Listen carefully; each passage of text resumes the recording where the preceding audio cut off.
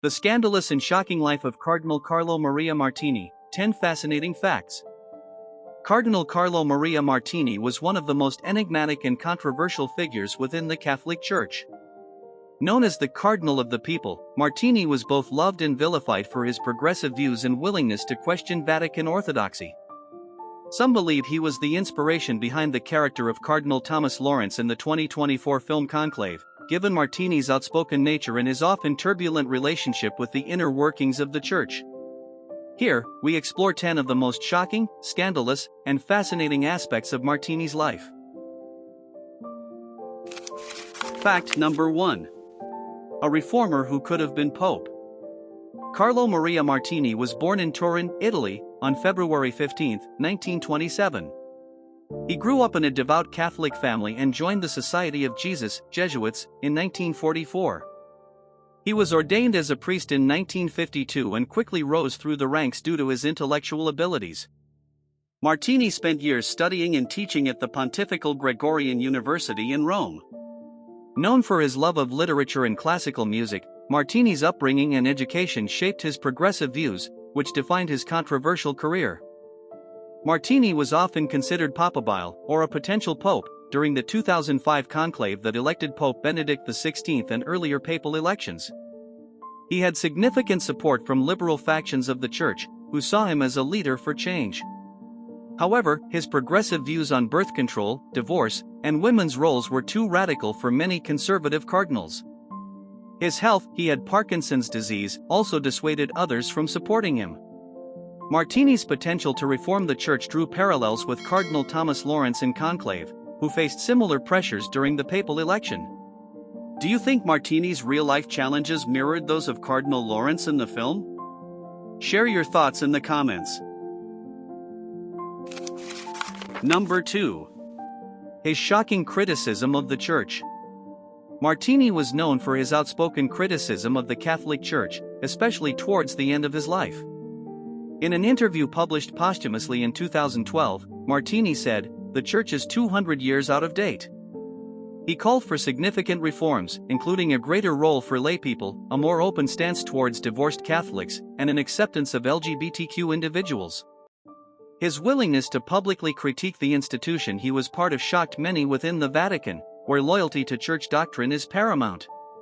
Martini's critique echoed some of the sentiments seen in Conclave, where Cardinal Lawrence questions the old-fashioned nature of the Church's decision-making processes. Could Martini's criticisms have led to a similar dramatic confrontation as seen in the film? Let us know your opinion in the comments. Number 3. Secret meetings with non-believers.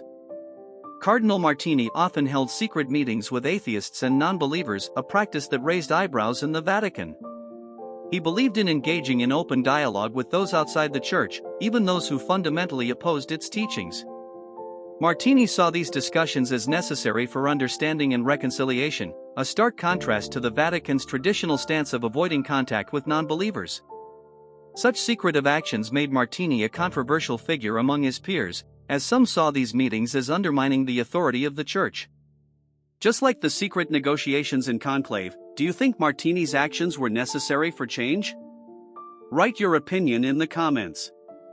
These clandestine encounters were reminiscent of the fictional political maneuverings in Conclave, where characters engage in backroom negotiations to influence the outcome of the papal election. Number 4. Advocate for birth control. One of the most shocking aspects of Martini's career was his advocacy for birth control, an issue that remains a point of contention within the Catholic Church.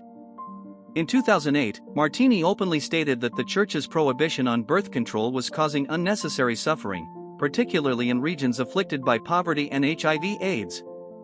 He suggested that the Church should reconsider its stance and allow the use of contraceptives to protect public health.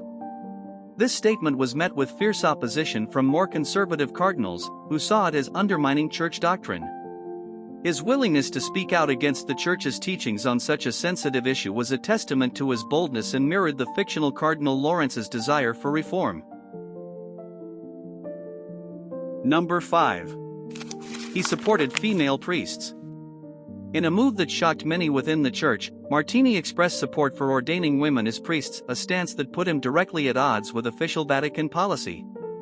In the late 1990s, Martini indicated that the church needed to reconsider its teachings on women and the clergy to better reflect modern societal values. Although he stopped short of directly challenging the Pope, his comments sparked significant controversy and debate within the Catholic community. Martini's progressive stance on this issue can be seen as a parallel to the tension in Conclave, where Cardinal Lawrence faces opposition for his modern views during the election process. Number 6. A rivalry with Pope Benedict XVI. Cardinal Martini and Pope Benedict XVI, formerly Cardinal Joseph Ratzinger, were known to have significant ideological differences. Martini was often seen as the liberal counterweight to Ratzinger's conservatism.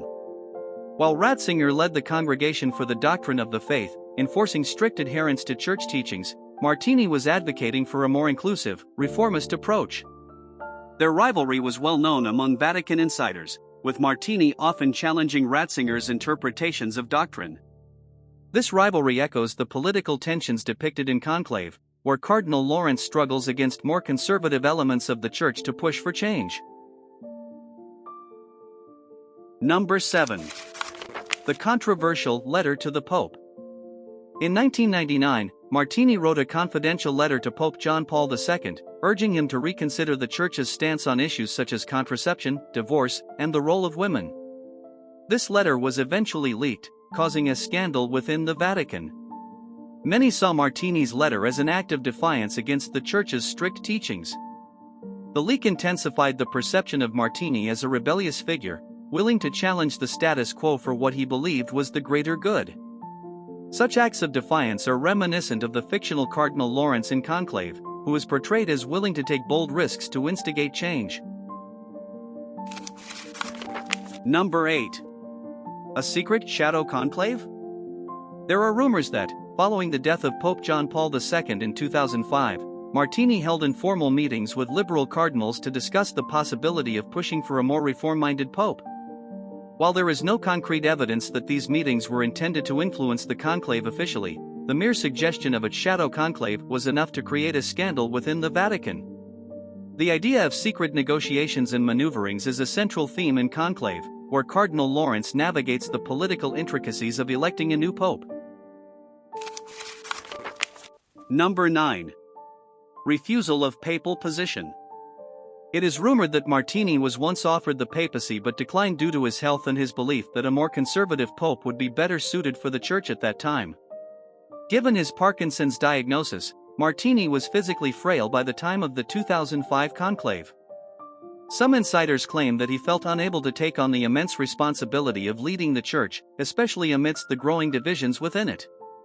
This refusal adds a fascinating layer of complexity to Martini's character. He was a man deeply committed to reform but unwilling to lead from the very top. This personal conflict reflects the fictional dilemmas faced by characters in Conclave, who must decide how far they are willing to go to enact change. Number 10. The Last Testament. In his final interview, given just weeks before his death in 2012, Martini delivered what many consider to be his last testament to the Church. He criticized the institution for being outdated, stating, "The Church must admit its mistakes and begin a radical change, starting with the Pope and the bishops." Martini's final words were seen as a direct challenge to the leadership of the Church and a plea for renewal. The courage it took to make such statements, especially at the end of his life, is reminiscent of the fictional Cardinal Lawrence's dedication to his principles in Conclave, even in the face of strong opposition.